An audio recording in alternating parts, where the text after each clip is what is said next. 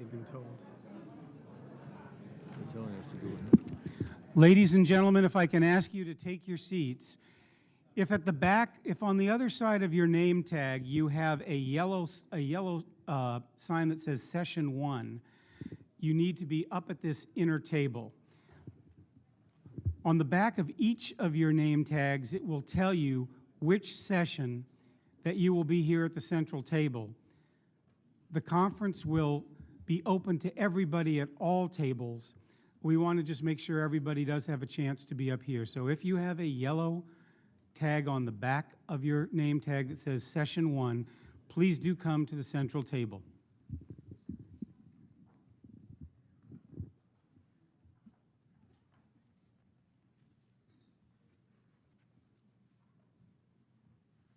we go.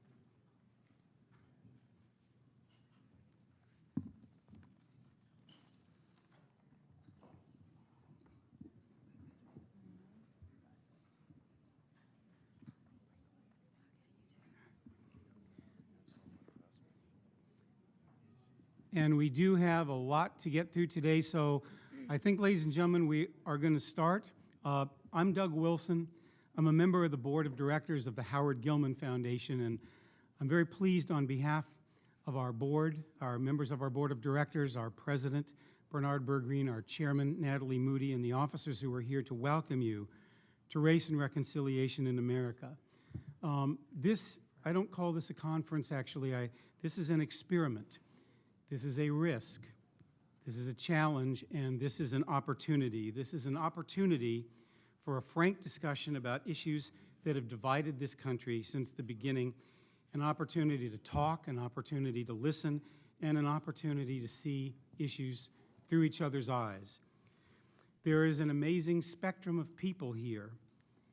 We have the cousin of Emmett Till, whose murder half a century ago was one of the incidents that sparked the modern-day civil rights movement. We have icons of the civil rights movement with us here today, including John Lewis and Dr. Dorothy Height. Our gathering includes Academy Award-winning actors, prize-winning authors, business and military and academic leaders, cutting-edge leaders from the media and film and religion, and we have many next-generation leaders, including a young man who decided that he wanted to see what it was like to be a minority in college and went to Morehouse College, and this year became the first white valedictorian elected by his peers in Morehouse College and that college's 143-year history. I want to thank and congratulate all of the people who have worked on this so hard, not just from the Gilman Foundation, but from East Capital Communications, Collette Phillips Communications, and Langhart Communications. But we're all here really because of Bill and Janet Cohen, who have stepped out, as they have in so many other instances throughout their lives, to serve their country. And they have served their country throughout their careers. In this 40th anniversary of the deaths of Martin Luther King and Robert F. Kennedy, and 60th anniversary of the integration of the armed forces, it's appropriate when introducing Bill and Janet Cohen to remember Robert F. Kennedy's statement that there are those who see things as they are and ask why, and others who dream of things as they could be and ask why not. And today is yet another why not for the former Secretary of Defense, Bill Cohen, and the author-playwright, Janet Langhart Cohen.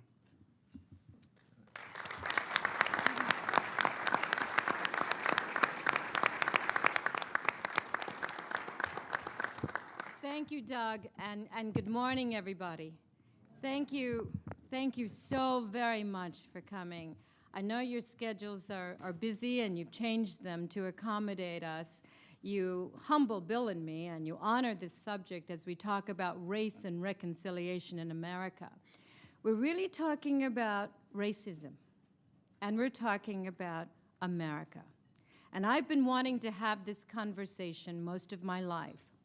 Since I first had the conversation with my mother, barely out of her teens, when I was 7 years old and we refused to have dinner in a diner in my hometown of Indianapolis, Indiana. And I asked her what happened, and she said, they didn't serve us because we were colored. And I want you to know that there are people in this country, in this world, who won't like you because you are colored. But you must promise me to not judge or measure others by something they can't help.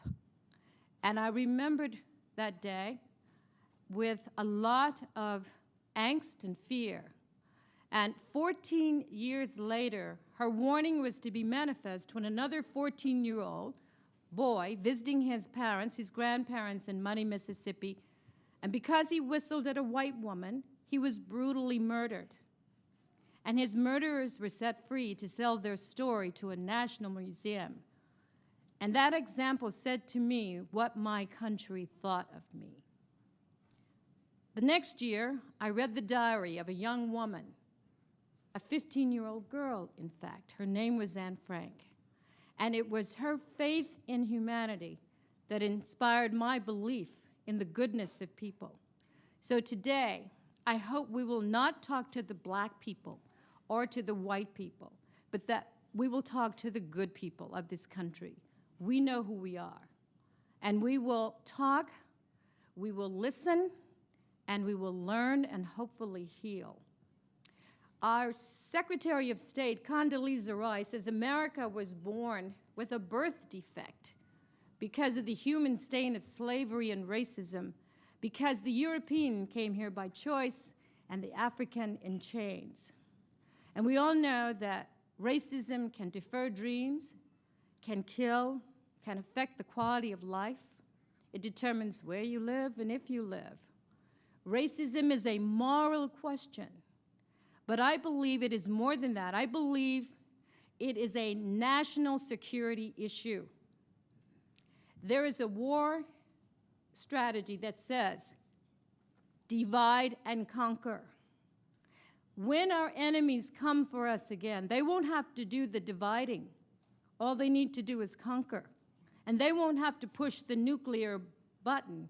All they need to do is push our racial buttons across the racial divide. And we can preempt that. So I say to you today, thank you so very much for coming. It means a lot to Bill and me. As an American, as Americans, it means a lot to us as a country. Before I introduce my husband and the wind beneath my wings, I want to bless this conference with a woman that has lived at least a third of the time of this country. She is a great lady. She has been called the mother, a queen. I call her the Queen Mother. You all know about whom I speak, Dr. Dorothy Height. She is the chair and president emerita of the National Council of Negro Women. She is the recipient of the Congressional Gold Medal. Dr. Height is also the recipient of the Presidential Medal of Freedom Award. And she is the leader in the struggle of human rights and equality for all. May I present to you our Queen Mother, Dr. Height.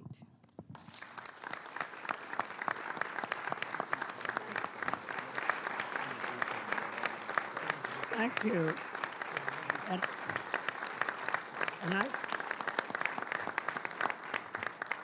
And I want to thank you for calling us all together, because I think this is a very important time. All times are. And when I realized that yesterday the Congress observed the 60th anniversary since President Truman called for the integration of the armed services. And I looked back and realized that it really means that from that time, before that, there had been no major action on this problem of segregation in our country since the Emancipation Proclamation. And so, in a sense, we come looking at the progress that's been made only in 60 years, which means that we have a lot to learn from our history. And I just appreciate the opportunity to be here because I think we have to deal not with prejudice, but with the institutionalized racism that affects us. And it is so good to have Janet call us all together. Thank you very much. Thank you. Thank you.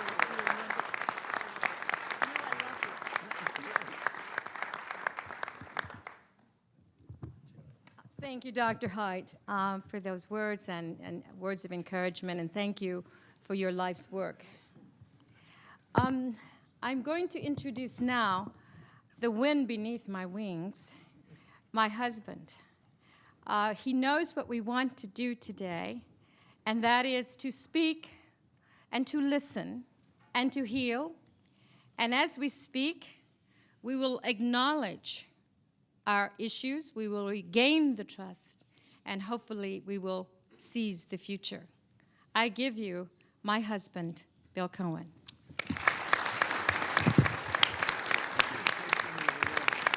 Thank you very much.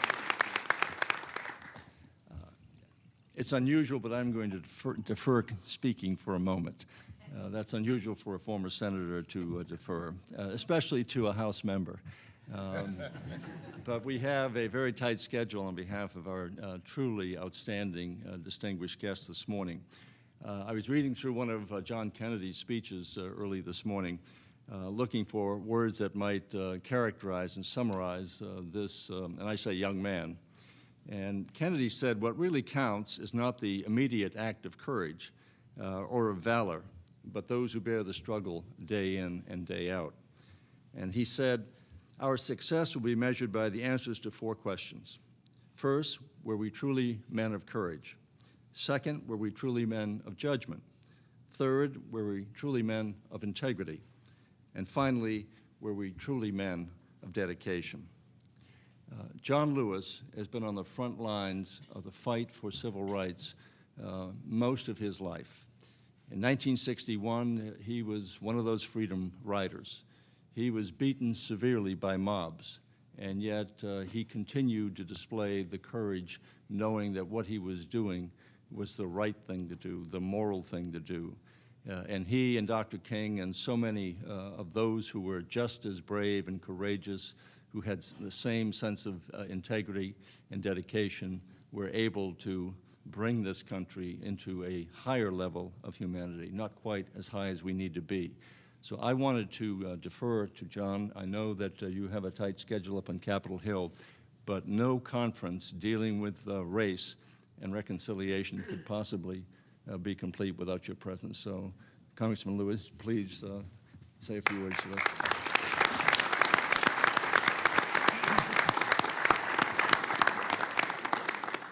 Thank you very much, Mr. Secretary. Thank you so much, Bill. Thank you, Janet. Thank you for my dear friends for bringing us together.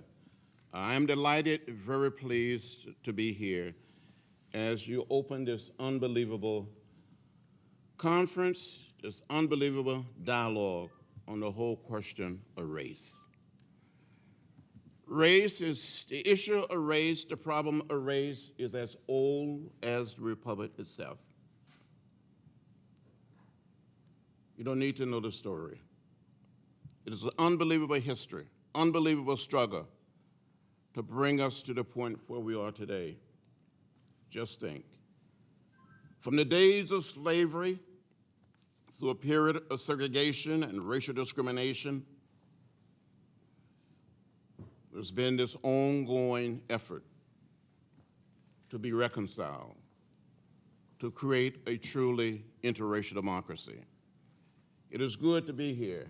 It's good to see the two of you bring us together. It's good to be here with Dorothy Haidt, someone I've known for many, many years. Just think, a few short years ago, when I first came to Washington, D.C., 47 years ago, 21 years old, in 1961, 13 of us, 7 whites, 6 blacks, to get on a Greyhound bus or a Trailway bus and travel together from Washington, D.C. through Virginia, or North Carolina, South Carolina, Georgia, Alabama, Mississippi, into New Orleans. you will be beaten, arrested, jailed. That was just a few short years ago. When I was growing up in rural Alabama, I saw those signs that said white men, white women, white waiting, colored waiting. We tasted the bitter fruits of racism, and we didn't like it. I felt the stains like so many other, the stains of segregation and racial discrimination. And even today, the stain of racism is still deeply embedded in every corner of the American society. We cannot deny the fact that we've come a distance. We've made some progress, yes. And for those people who say we have not made any progress, I say, come and walk in my shoes. The signs that I saw as a young child growing up, they're gone, and they will not return. The only place our young people going to see those signs today will be on a video, in a museum, or in a book. Bill and Janet, I was just thinking a few short years ago, when I was very young, 15 years old in the 10th grade, I heard about Rosa Parks, Dorothy. I heard the words of Martin Luther King Jr. on the radio. And the action of Rosa Parks and the words of Dr. King and the leadership of this man inspired me to find a way to get in the way, because my parents had told me, my grandparents and great-grandparents, don't get in trouble. Don't get in the way. I got in the way. I got in trouble. It was good trouble. And Bill and Janet, I want to thank you by bringing us together. You're getting in trouble. It is good trouble. It is necessary trouble to take us much further down that road to create a truly interracial democracy in America, but we can lay down the burden of race. I'm very hopeful. I am very optimistic about the future. To give you one example, in 1956, at the age of 16, I was so inspired by Dr. King. With some of my brothers and sisters and first cousins, we went down to the public library trying to check out some books, trying to get library cards. We were told by the librarian that the library was only for whites and not for coloreds. I never went back to the Pike County Public Library in this little town of Troy, Alabama, until 1998, July 5th, 1998, for a book signing of my book. And hundreds of blacks and white citizens showed up. We had food, we had something to drink. Wonderful program, I signed a lot of books. At the end of the program, they gave me a library card. It says something about the distance we've come, the progress we've made. Lonnie Bunch, no doubt, and others would tell you that in a few short days or weeks, when Barack Obama accepted Democratic nomination for president, it will be on the 45th anniversary of the March on Washington. That tells you something about where we have come. When Dr. King stood on the steps of the Lincoln Memorial 45 years ago and said, I have a dream today, a dream deeply rooted in the American dream. That dream is about to be fulfilled. It's a down payment, it's an installment on that dream. And those of us who meet here today and others that meet in days to come must do our part to create, yes, the beloved community, to create, yes, one America, one house, one family, the American family, the American house. Thank you again for inviting me to be here.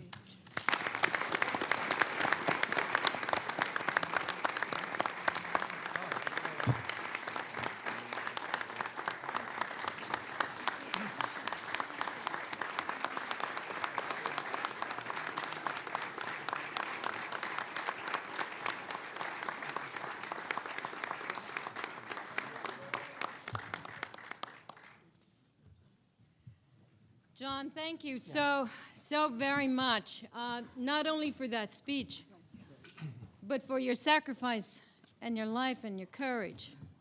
I remember seeing you on that bridge that day. And my family and I prayed for you. So thank you. I'm going to reclaim just a couple of moments now, and it's always dangerous to follow a speech by John Lewis. But I was also thinking of another individual who played a major role in my life, Justice Oliver Wendell Holmes, Jr. And Holmes talked about tragedy. And we have another prominent personality about to join us. And we will introduce him in a moment.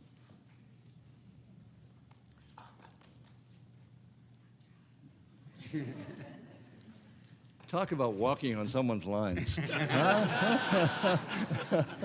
an entrance. But Holmes said that the tragedy of the old world was when people were taxed beyond their abilities. And he would point to Tantalus, who was up to his neck in water but couldn't drink. And he would talk about Sisyphus rolling the rock up the hill only to have it roll back down on top of him. And so people were taxed beyond their abilities. But he said there's a deeper tragedy today, a deeper abyss.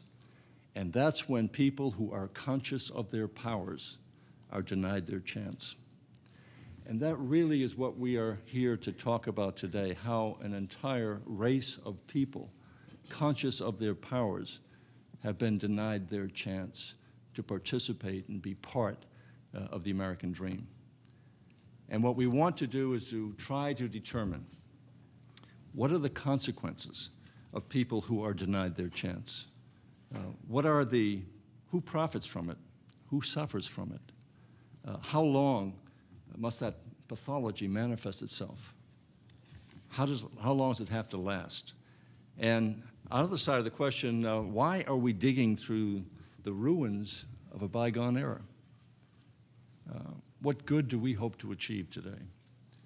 Well, we can't measure the good, but I think it's an abdication of responsibility for the good people that Janet has just mentioned, for the good people of this country to do nothing out of fear that they may only accomplish a little.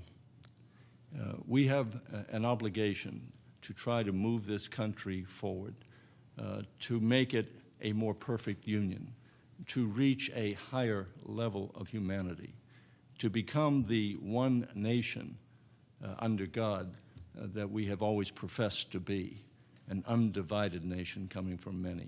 So it is with that in mind that Janet and I were determined to have this conference, not simply as an isolated incident, a one-shot proposition. And it's not about politics. It's not about the presidential campaign.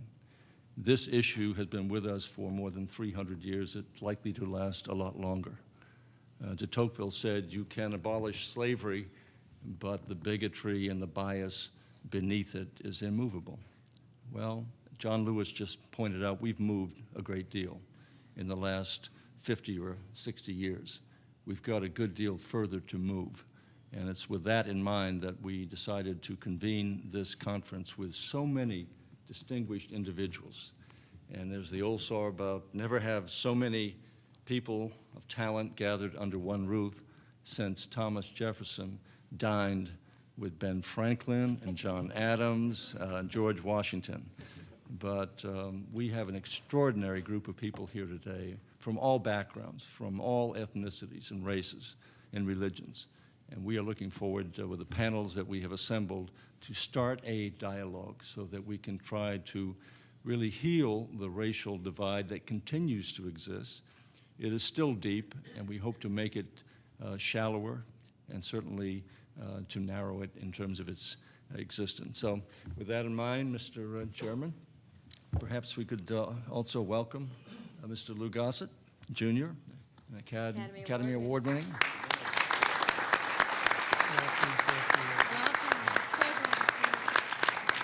Who is the founder of Eracism. And Lou, if you might offer a few words before we begin, talk about your efforts. Well, good morning, everybody. Good morning. Forgive me for being late, but this time last night I was finishing a movie in Pennsylvania, and I had to get up at about 2 o'clock and get a quick plane here, and we went to Dulles. I just got here about 10 minutes ago, so forgive me for being late.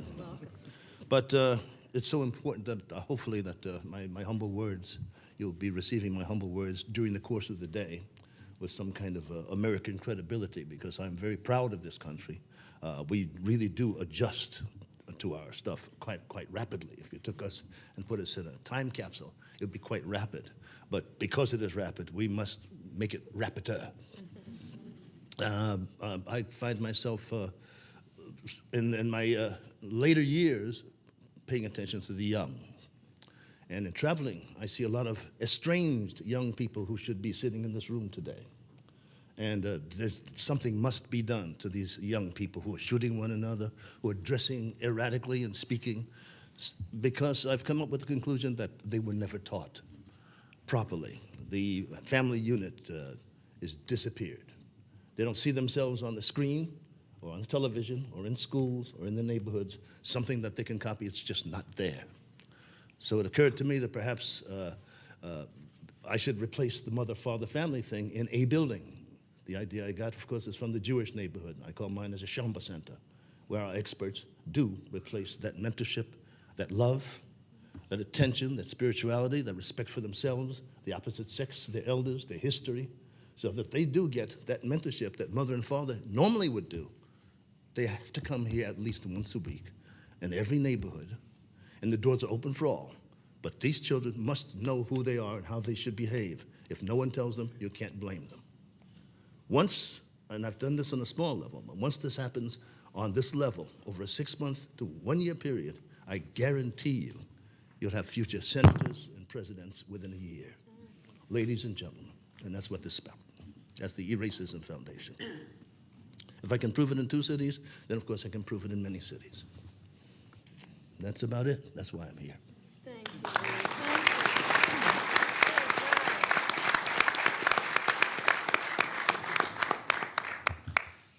Ladies and gentlemen, to start our day today, we have 3 of the finest historians in this country to basically talk to us about how we got here. And I'm going to introduce them all, but in reverse order of speaking. Our final speaker of this session is going to be Dr. Ron Walters, who is the professor of government and politics and the director of the African American Leadership Institute at the University of Maryland, and one of this nation's foremost experts on racism in America. Our second speaker is going to be Dr. Lonnie Bunch, who is the founding director of the National Museum of African American History and Culture at the Smithsonian Institution, and one of this city's and this country's most respected figures of history. And starting us off is going to be Jay Winik, the historian and the author of 2 of the finest books on history and most acclaimed that I or anybody have read. April 1865, which I told Jay was the second best book I ever read, and The Great Upheaval, which is one of the finest books of history I've read. April 1865, both of the books were national bestsellers. April 1865 made into a documentary seen by 25 million people. And it's with pleasure now that I turn to Jay first to begin his comments. Doug, thank you very much. And I guess I should say from the outset, it's very hard to come on the heels of such eloquence already. And I should start out by also thanking both Janet and Bill for really convening this and having the vision to put all this together. And I, like so many others, it's summertime. I had a number of other plans, and when Bill called me, but it's such a compelling and important idea that I just didn't even think twice about reversing all my plans to come here. So let me say a few words about the topic, which is the arc of history and how we came here. And as was already mentioned, from the very beginning of this country, as this country was trying to erect this wondrous republic that would become a model for all the world to see, from the very beginning, the question of race and the question of slavery permeated this struggle for liberty for which the founders fought. If you think immediately about the Declaration of Independence, those beautiful words about the inalienable rights, about how all men are created equal, and yet somehow there was this contradiction from the very outset. What about the slaves? What about the persons held to service? Thomas Jefferson, one of our most important founders, he memorably said very early on, he said, "We have the wolf by the ears, and we can neither hold him nor we can let him go." And that, from the very beginning, was the challenge and the difficulty for the founders. Yet the founders, as they saw it, also had another challenge. From the very outset, they had to erect a country, and they had to erect a nation that would be functioning. Their first government was not working well, and they had a number of other taxing problems. They had states that were acting like independent countries. They had states that had their own trade policy, that had their own foreign policy, that had their own diplomacy, and that were even at war with each other. And in 1786 and 87, they had something called the Shays Rebellion, which threatened to sort of tear asunder the country very early on. And at one point, George Washington was told to rush troops to Massachusetts to put down this insurrection, and he had no troops. And then he was told, use your influence to stop this insurrection, the Shays Rebellion. And Washington said, influence is no government. So in 1787, around that time, it was when 55 men, some of the demigods of America, one of the most august assemblies ever, gathered in Philadelphia. They bolted the doors, they locked the windows, and weathering the heat and the flies, and they did something quite remarkable. They created a constitution. And this constitution did some amazing things. It created a divided government in which there was a separation of powers between a judicial branch, an executive branch, and a Senate and a House. And they also did something quite different as well. They did something that the British could never quite understand how to do, which was to have power divided between the federal government and the state government. Yet there was one other thing that the Constitution and the founders wrestled with in those 4 hot months as they gathered in Philadelphia. It was not just about big states versus small states and the presidency versus the Senate and the House, but there was also the question of, what about slavery? What about this bitter fruit? What about this poisonous snake lurking in the Garden of Eden? And indeed, even though this gathering was shut off to the rest of the world, the New York Manumission Society actually submitted a petition to free the slaves, to end slavery. And yet, because of all the other challenges, the founders couldn't do anything about it, and they didn't do anything about it. Interestingly enough, when Thomas Jefferson, who was then in France, he read a list of who was there, and these were names that would really that would just make people stand up. This was the age of Washington, of Madison, of Hamilton, and of Ben Franklin. And as Jefferson rhapsodized, these were the demigods. But the demigods were unable to wrestle this garden of slavery. Yet very early on in 1790, when the country was finally founded, in the first Congress, something quite dramatic, something quite stunning happened. 3 separate petitions were submitted to the House and the Senate calling for, in this most heretical of ideas, the end to slavery, the end to the slave trade. So what happened? Well, interestingly enough, around this time, Benjamin Franklin would play a prominent role. Remember for a second who Benjamin Franklin was. He was 84 years old, and these were the final months of his life. And as he himself put it, and not with overstatement, he said, "I am more famous than the man on the moon." He was a great statesman. He was a great diplomat. He was a great inventor. He was a great humanitarian. And now, in the final days, as he was so sick that he could neither sit nor stand, and his body was so racked with pain that he was subsisting on laudanum, when he went to the Constitutional Convention, he often had to be carried there by 4 men in a carriage. He often had to have his own speeches read, and yet now he was lending all his weight and his stentorian voice to the question of ending the slave trade. So what would happen? Well, for several days, not within the Senate, which tabled the matter, it was a different Senate from yours, Bill, but in the House, where James Madison, of course, the creator of the Constitution more than any other person, they debated this very intently, and much of this debate would presage the debate that would permeate America for the next 70 years in the run-up to the Civil War.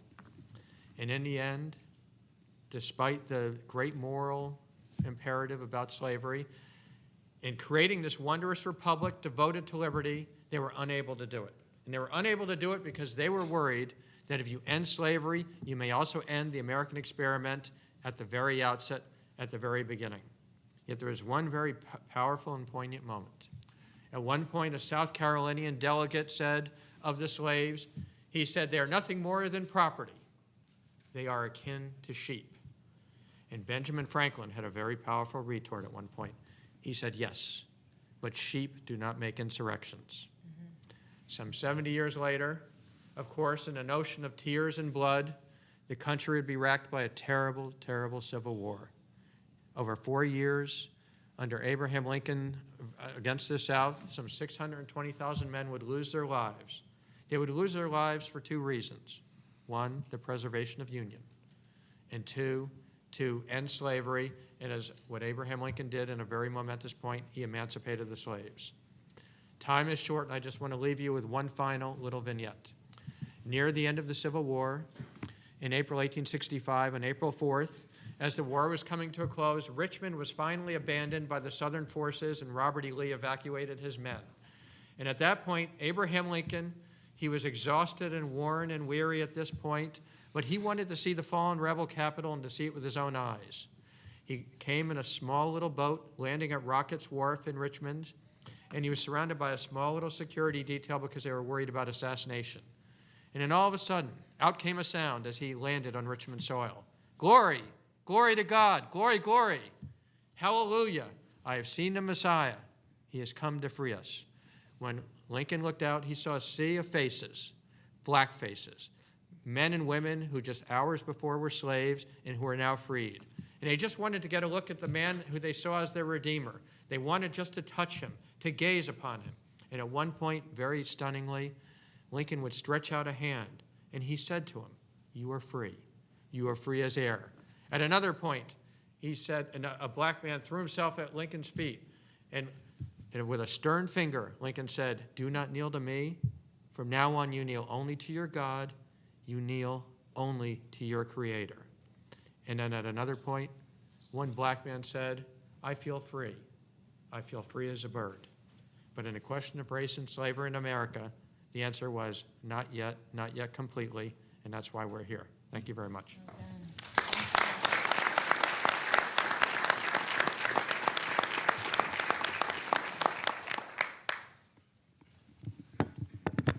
I want to begin as well by applauding Janet and Bill. I really think this is important, and your creativity, your commitment has made this happen, and I think everybody in this room, everybody in America in some way is in your debt, so thank you very much for this.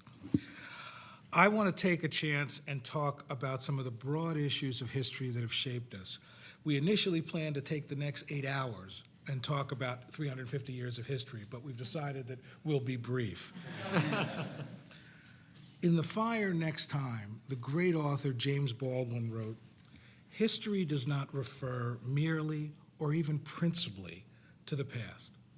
On the contrary, the great force of history comes from the fact that we carry it within us, that we are unconsciously controlled by it, and that history is literally present in everything we do."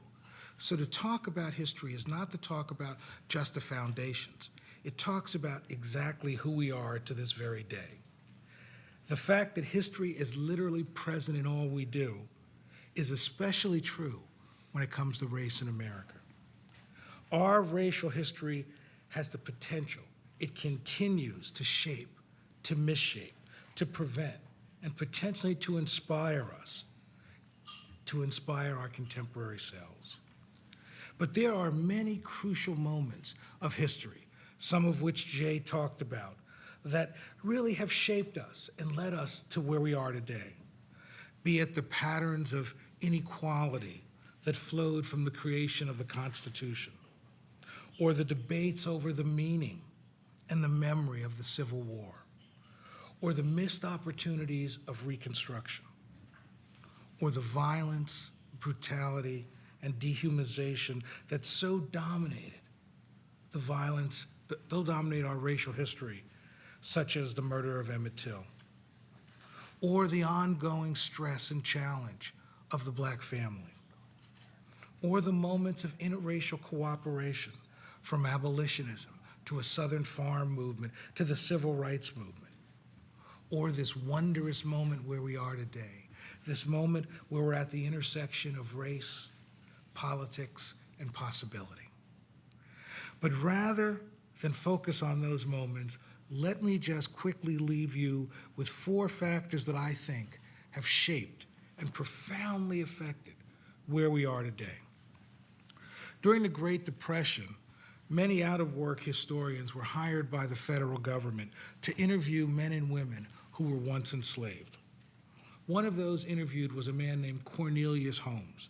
Cornelius Holmes was a South Carolina slave, and he was asked by the historian, now that almost everyone who was once a slave is gone, what do you think we should remember about slavery?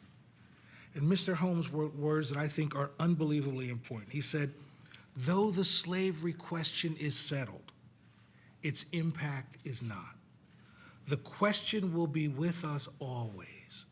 It is in our politics, it is in our courts, it is in our highways, it is on our sidewalks, it is in our manner, and it is in our thoughts all the day, every day. This quotation, I think, suggests to us not only the importance of slavery, but the importance of race in America, that race has been the quintessential shaper of this country that we love. It reminds us that the centrality of race in all, in the creation of our economy, in the creation of our political system, in our social practices, and in fact, in the core of our very identity as Americans, race is at the center. And yet I would argue that often what happens in America is that race becomes an ancillary moment. It becomes something that is a black story, not a quintessential American story. It becomes a story that rises up periodically as a problem, as a dilemma, rather than be seen as what it is, with something as central to us as breathing. And I would argue that one of our challenges today, and one of the reasons we are where we are, is that we have yet to recenter race, to put race where it should be, at the heart of where we are. When we think of core American values, of resiliency, of optimism, of spirituality, where do they come from? But through the tensions, the struggles within the African American community, through the challenge of race. So I would argue in some ways, our greatest challenge is to make sure that all Americans realize that they are shaped profoundly by the African American experience and profoundly by race in America. I would argue the second issue that gets in the way of where we are today is really what I like to call the challenge of memory. You can tell a great deal about a country by what it remembers, what it puts on the walls of its museums, what it builds monuments to celebrate, what holidays it remembers. But I think you can even tell more about a country by what it chooses to forget. What moments of evil, what missteps, what moments of history, what periods of loss are forgotten is quite instructive. And I would suggest to you that in American history, in the United States, what is often forgotten are pivotal moments of the African American experience. And what is even remembered is usually marginalized or made exotic. It's interesting, but it's not central to who we are. I think there can be no reconciliation without remembering. It is only by remembering that we will illuminate all the dark corners of the American experience. And only then, after illuminating all those corners, is healing possible. So in some ways, our lack of historical literacy is a significant challenge to change. While we can forget, we cannot avoid the burden of the past. While we can ignore, we are still trapped by the traditions, by the assumptions, by the attitudes, by the beliefs that have made us who we are. I think a third challenge to us is simple. In some ways, we are still a nation of strangers. Throughout our history, there have been moments of great interaction, great intimacy across racial lines. And yet, historically, there's been a lack of familiarity and understanding. There has been and continues to be an amazing cultural chasm that separates and divides. Because of this inability to permeate the racial boundaries, there are silences that prevail. There are conversations that do not take place. There are possibilities that are missed, and there are changes that are avoided. All of which I would argue makes fundamental reconciliation even more remote. The challenge, it seems to me, is also a challenge of helping Americans do something we don't do very well, and that is to embrace ambiguity. We spend our time in search of simple answers for complex questions.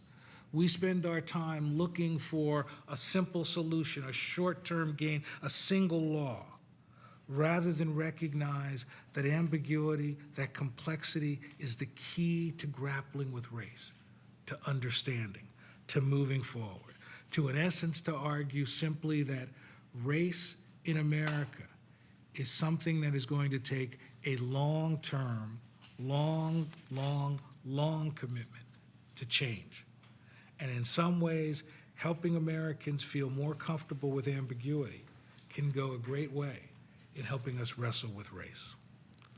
But in some ways, let me conclude by simply saying that our shared racial history is ripe with tragedy, it is ripe with pain, with broken alliances and great disappointments. But it is also a history of a creeping process of change, of resiliency, of hope. This is not Black history, but the essential American history. What a gift we could give to America if through conferences and gatherings like this, we could help us all embrace the totality of our history, to embrace our history as a collective story.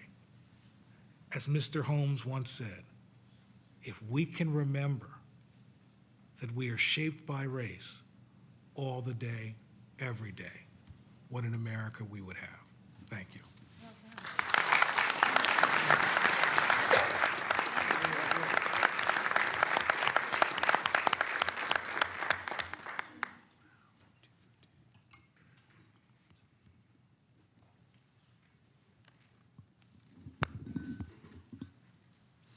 I would also like to thank Bill and Janet Cohen for inviting me to this occasion.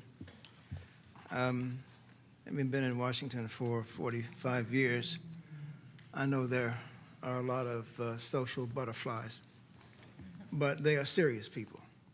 And when serious people call you, you have to come.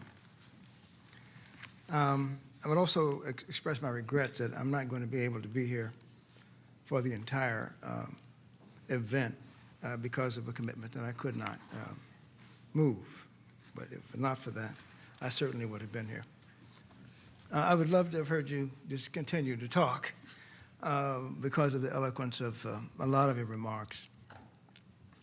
And so I addressed this question of the arc of history and how we got here through saying that the organizers of this session have inquired into the origin of the racial dynamic. In one sense, it's easy to answer it. It amounts to the historical injection of African people as slaves into the formation of America. But in another sense, the arc of history theme suggests a summation of the experiences that are embedded in the symbolic and, in many cases, the real memory of those of us living today. Thus, the answer to how we got here is found in the tension between our racial memory and experiences and what we do to resolve that crisis today. The writing of my book, the latest one, The Price of Racial Reconciliation, was stimulated by the question asking, why remember the past?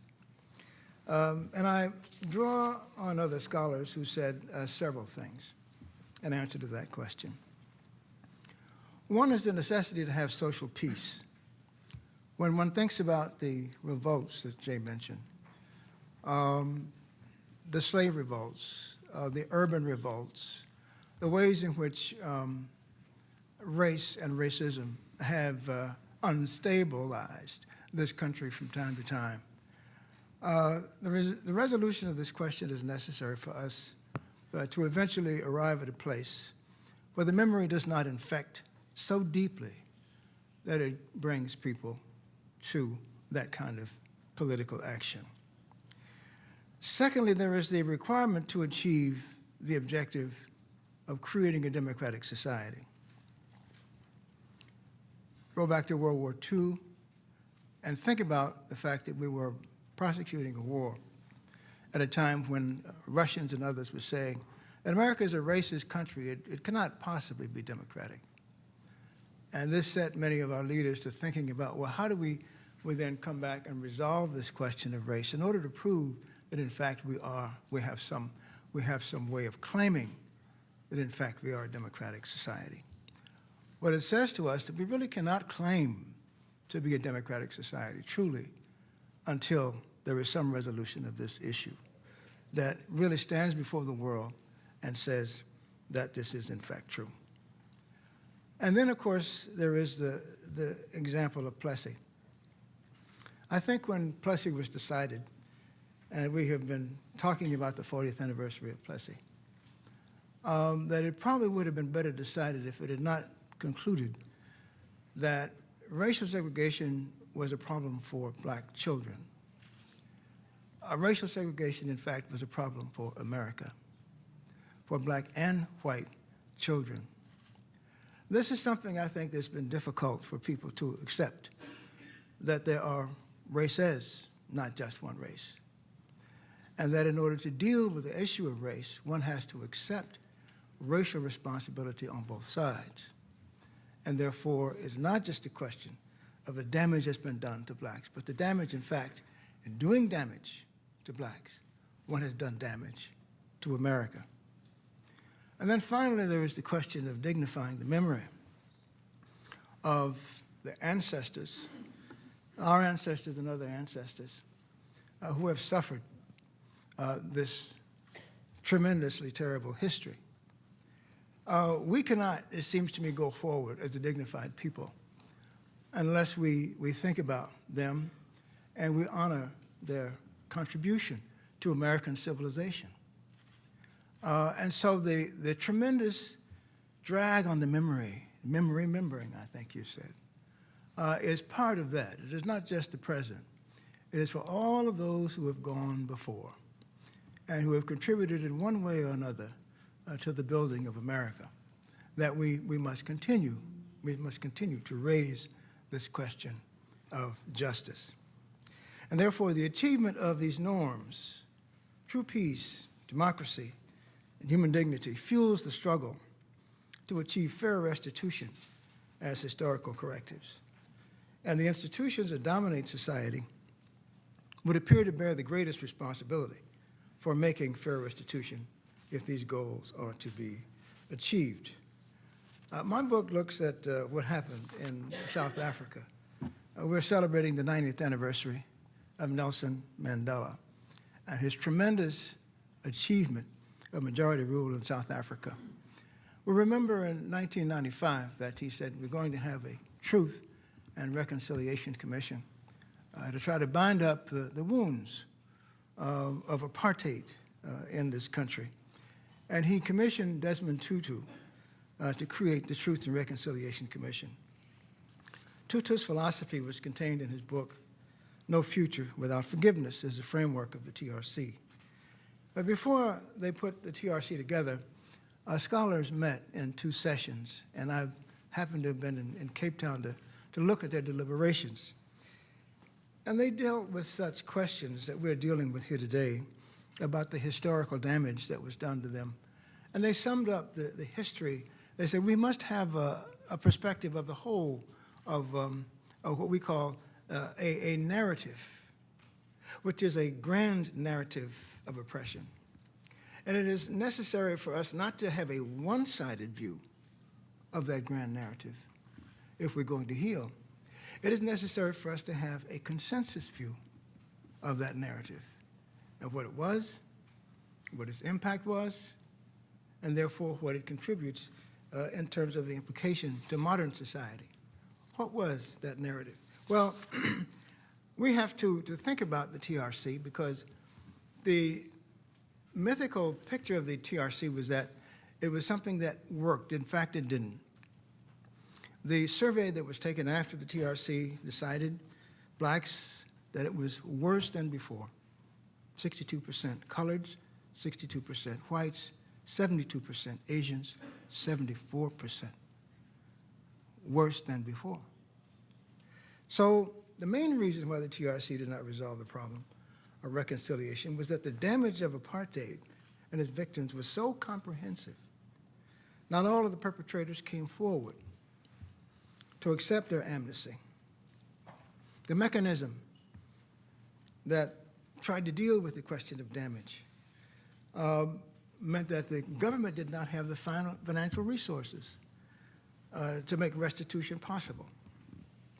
And the inequality that still existed after the perpetrators came forward, after some accepted amnesty, after some got reparations, the inequality that still existed in the social structure kept reminding people of the fact that race was still the issue. So despite the fact that there was the TRC, the reason that it didn't work had something to do with a mechanism of reconciliation and the fact that afterward, it still did not adjust the material circumstances of the people. In the United States, a volume edited by distinguished Howard University professor Rayford Logan asked, "What the Negro wants?" And the answer was provided by Logan's article, First-Class Citizenship. NAACP official Roy Wilkins said, "Full citizenship is what we want." In that same volume, Dr. W.B. Du Bois called it Negro freedom. So it's clear that in the United States, that in the 1930s and 40s, there was a vision in the African-American community of what people wanted. Yet, in 1968, the Kerner Commission, formed by President Lyndon Johnson in 1967, analyzed the causes of the riots, said that our nation is moving toward two societies, one black, one white, separate and unequal, and that racism is deeply implicated. Just last year, the Eisenhower Foundation looked at that and reviewed the Kerner Commission report and found that essentially we were at the same place.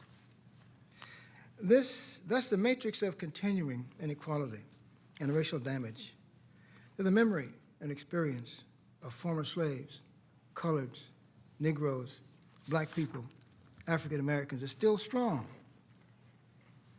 And with respect to the ironies of their citizenship, it has encompassed both the soul and body-wrenching indignities of oppression that they have suffered, as well as the soaring triumphs. On the one hand, we have experienced these soul and body-wrenching indignities that I talk about. On the other hand, soaring triumphs. That creates something of an irony in the life experiences of African Americans. And that it is part of that irony, I think, that has to be resolved. Look at the balance, and there is a lot of debate about whether the balance is on the side of the indignities or on the side of the victories. And I think that accounts for part of how we view the necessity to deal with and resolve reconciliation, that irony at the heart of America. I think fair restitution is what I argue. Fair restitution, Black America, is also a national question, as it was in South Africa. Part of what we're dealing with here is nationalizing that question of restitution. It would appear to follow a process. 1, dialogue is necessary. 2, the offer of an apology. 3, the payment of damages to make them materially whole as a consequence of the damage. And I think that we cannot conceive of reconciliation without that. Reconciliation, I think, as Bill Clinton discovered, cannot be produced simply because of a dialogue. It has to have something of a material foundation. People have to know that at the end of the dialogue, something has happened to their lives that was substantial. That in fact, they can look at each other, not through the paternalistic realm of history, which is really what has guided us thus far, paternalism, but through real equality. That's the goal that Rayford Logan and his colleagues set out for us in 1944. And that is the goal that we are still dealing with today. Thank you. Two commentators, 15 more minutes. Thank you very much. We have invited two members of our group to comment on these presentations and to state their own thoughts and comments. Katrina Browne, who is a film producer and whose film Traces of the Trade is now getting a lot of attention around the country on slave trading. And Noel Ignatiev, professor of American history at Massachusetts College of Art, whose book, How the Irish Became White, has also received a lot of attention around the country. Following their two presentations, we will be able to open this up for a couple of comments from our participants, and then we are going to go straight into our first session called Justice, Is It Colorblind? And if Katrina and Noel will just permit me two housekeeping rules before I turn this to them. This conference is open for participation for all. Regardless of where you are sitting, you have an opportunity to comment on any session that you would like. To do so, we ask that you put your name card up so that we can recognize you. Janet Cohen will cover this part of the conference, and Bill Cohen will cover this part of the conference, and we will be able to go back and forth. And we ask only two things, as we have in all of our Gilman Foundation conferences. One, we ask that you speak from the head and the heart and not from a text. We ask no speeches. This is meant to be a dialogue and an interaction. And we also ask that you remember that everybody has come here to be able to interact and participate. I have this little red light here. When you see it flashing, you have a minute or so to wrap up. When you see it stop, you're done. One of our great volunteers said, just tell them when they see it flashing, it means everybody's getting antsy. And when they see it red, stop, that it's time, other people want to speak. So that's a fair assessment. If you really feel excited about getting in, raise two hands. Yes, and we will enable you to that. But with that, Katrina, let me turn the floor to you. Thank you so much. Is my microphone working? Yeah, great. Okay, so thank you, Doug, and of course to Janet and Bill for the honor of being invited to speak here.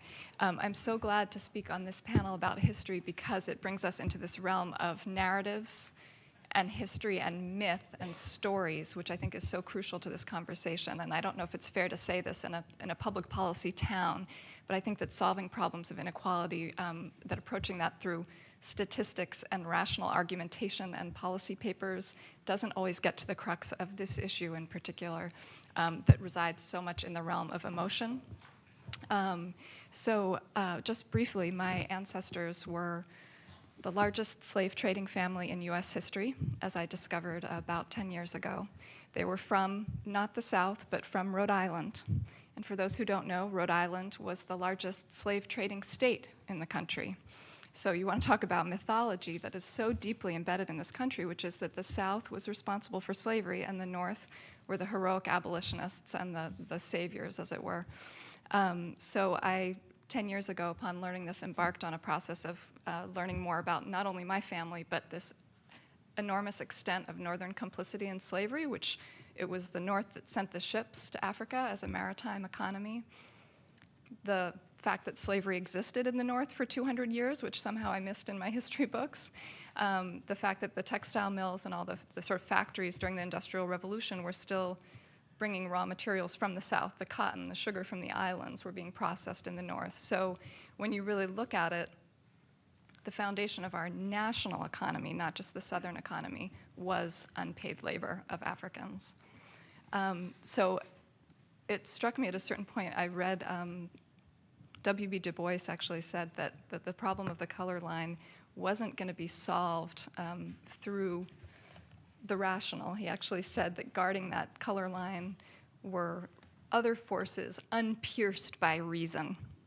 And so this question of, for white Americans, what is it that gets in the way for us to show up for a conversation on racial justice? And as you can imagine, so taking the story of the North, if you don't know the history and you have this mythology, then you're going to be able to carry this self-righteousness, and you're going to be able to think that you don't need to solve the problem because only those white Southerners need to solve the problem. And then there are other mythologies that I encounter all the time in bringing the film. It's called Traces of the Trade, bringing it around the country, which is white people who say, my people came after slavery. This has nothing to do with us. We worked really hard. We pulled ourselves up by our bootstraps. What's the matter with them? Why can't they just get over it? So these lines that are so deeply embedded in the psyche of us white Americans, depending on our family history, it shows up in different ways, but they're so deeply embedded. So I think the importance is to address that denial and that defensiveness by learning our history better, and to create these opportunities for dialogue and to create processes that will get at the dialogue so that we can get at the psychology of it all. And then, as Ronald Waters was saying, it needs to go farther than that because the process, as was learned from South Africa, involves more than that. But I think for white Americans, you have to start at the level of dialogue and stories and emotions. And film can help with that. Art and theater can help with that. And I also want to raise up the bill that Congressman John Conyers has been introducing since 1989, which is H.R. 40, that I'm sure many of you know about. And that's basically calling for a national process of dialogue and looking at the question of restitution and reparations. Reparations, of course, being a word that sends most white Americans running from the room. But what would it mean to have that conversation, framing it in terms of repair and looking at, say, a truth repair and reconciliation process? There are a lot of different ways to create that repair, that restitution, but if we can't even show up in the room for the conversation, we'll never figure it out. And there are, I just want to mention, and going back to what Jay Winik was saying about the Constitutional Convention, I also want to commend the fact that this year is the bicentennial of the abolition of the slave trade. And we don't typically know that date of 1808 because we don't know about the slave trade as distinct from slavery because it was primarily conducted by the North. So it was at the Constitutional Convention that part of the compromise was to delay the close of the trade until 1808 at the earliest. And thankfully, in 1808, Jefferson brought forward, asked Congress to act. Congress did act, and we closed the trade. And this year in this country, there's been a proposal for a commission to commemorate the bicentennial. A lot was done in England around their bicentennial in 2007. Nothing comparable has been done here. So for those, we're midway through the year. I would invite people to consider using this bicentennial year to raise up this history and these stories, and then to get into where it can take us next. Thank you. Thank you.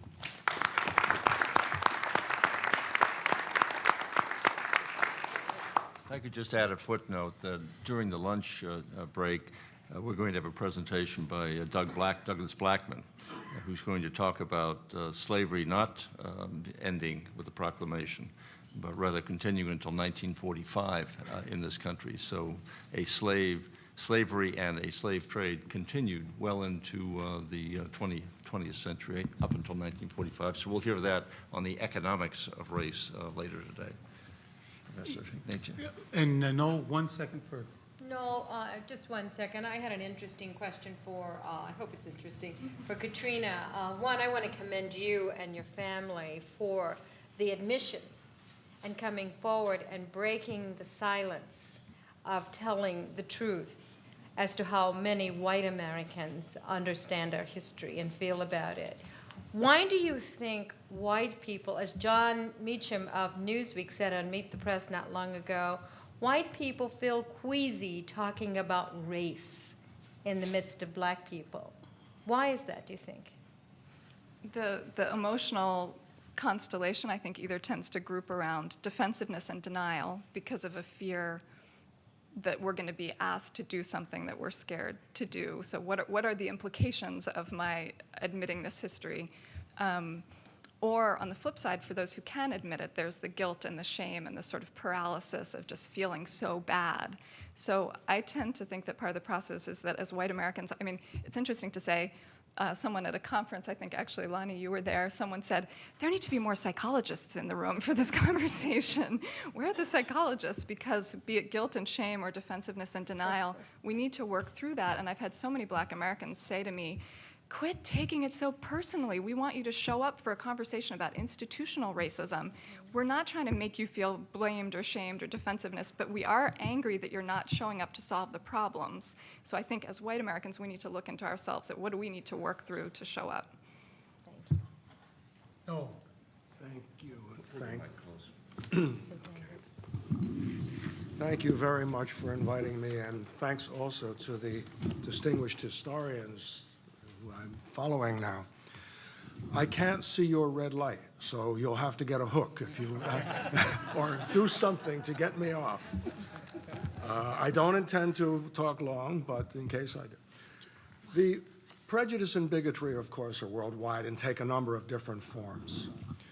What is distinctive to the United States and to a few other countries in the world is that in this country, the most degraded, downtrodden, meanest member of the dominant group has historically been exalted above any member of the subordinate group. Thus, Huck Finn's pap, the town drunk, was able to push W.E.B. Du Bois off the sidewalk. Now, it has become a mantra of American liberal conservatism that the history of race relations in America is that things have been continually improving, perhaps not as quickly as we would like, not as completely, but yes, that's the general course of events.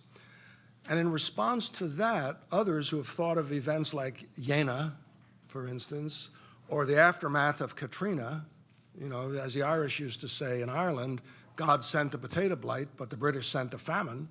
Well, God sent the storm, but the government sent the disaster that affected New Orleans afterwards, that people point at those things and say, well, nothing has changed. And in my view, both of these outlooks are very one-sided, and therefore what is required is a more comprehensive sense of a new reality.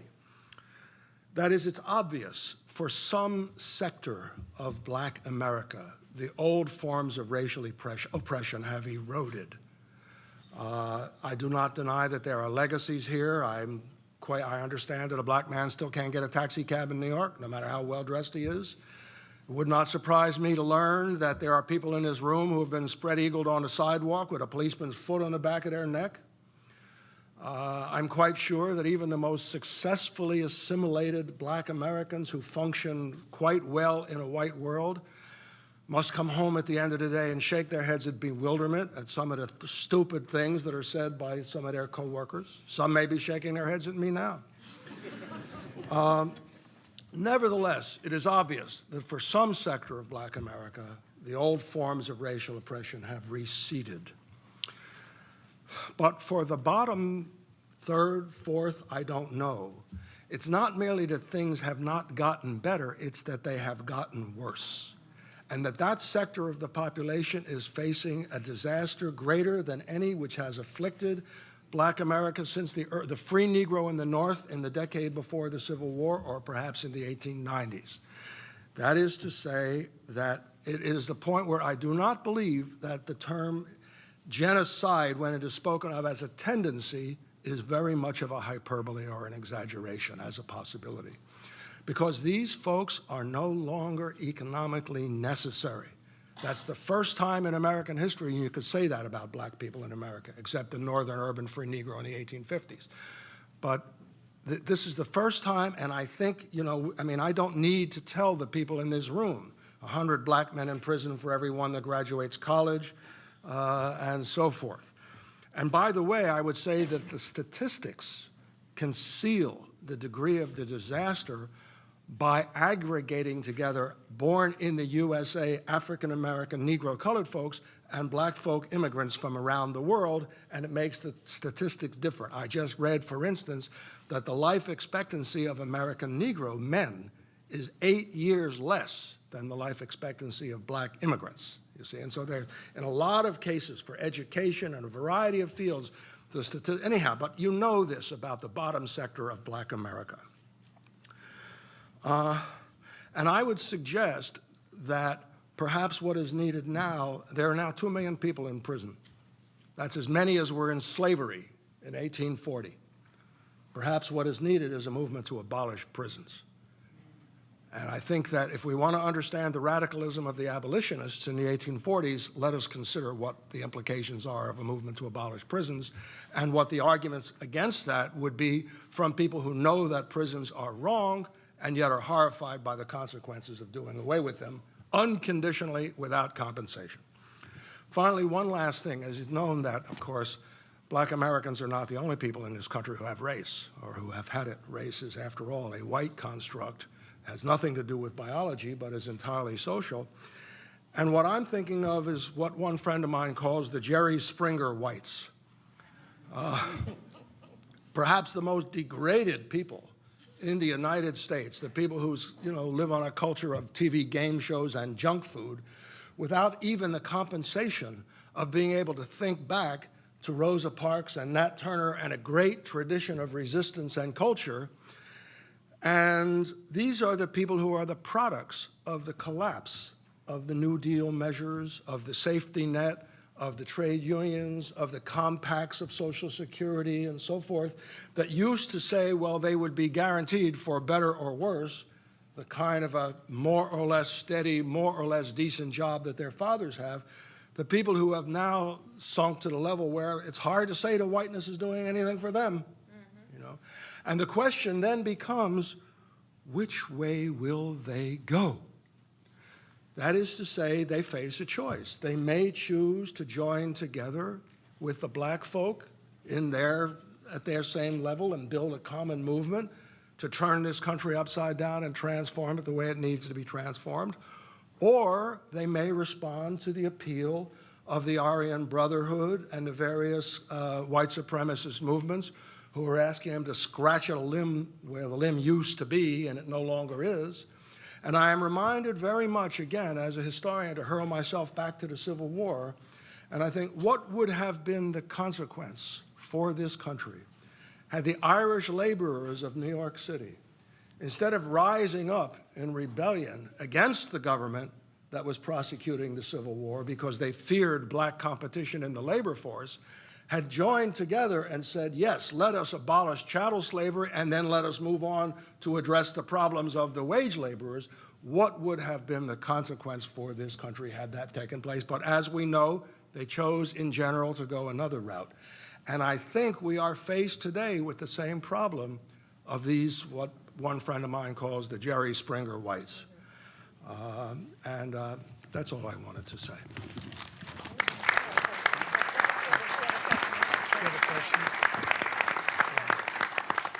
No, thank you very much, and thank you for coming down at short notice from Massachusetts. You wrote a book, How the Irish Became White. Why that title? What was the meaning of that? And why do you think whites vote against their own interests economically and choose race?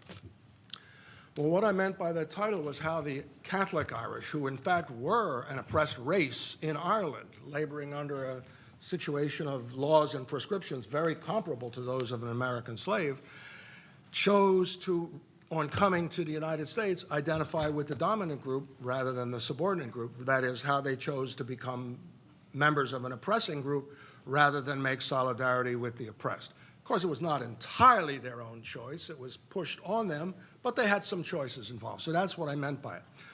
What I think, why white people, vote against their economic interests is that they are voting in favor of their racial economic interests against their fundamental class economic interests. That is, they know they have lousy jobs, but they figure, well, at least I have an advantage over that fellow out there. And rather than take a chance and get rid of that advantage, which is crippling and mind limiting and so forth, and say, let me join the rest of humanity, let us build a better world for all, they will rather hug to the breasts the wretchedness they know and say, well, at least I can invoke the advantages of whiteness. I remember I'm sorry, I don't want to just tell a story. I was on a radio show one time in Boston. I was talking about this, and somebody called in and he said, well, you know, we made it, why can't they? You know, he was Irish, I think I was talking, you know, but it could have been any one of the American ethnic groups.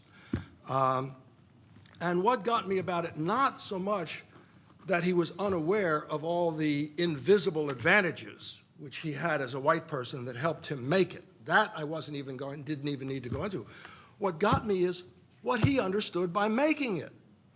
You know, a job that he hated, 2 weeks vacation a year in which he spent fixing up and repainting a house that was going to fall apart before it was ever paid for. His children so alienated from him that they hated him, unable to converse with his wife, and this is the American definition of making it. And what is it? This is a big screen TV. This is not what human beings are supposed to be like. This is not the purpose of existence. And to me, the most damaging effect of whiteness is that it constricts the mind. It restricts the imagination. A world without prisons, my God. A world without borders, my God. A world without all kinds of wars. Well, it's much better to think about what we have now and figure where's mine than to try and imagine all that. Thank you. Sorry if I've gone on too long.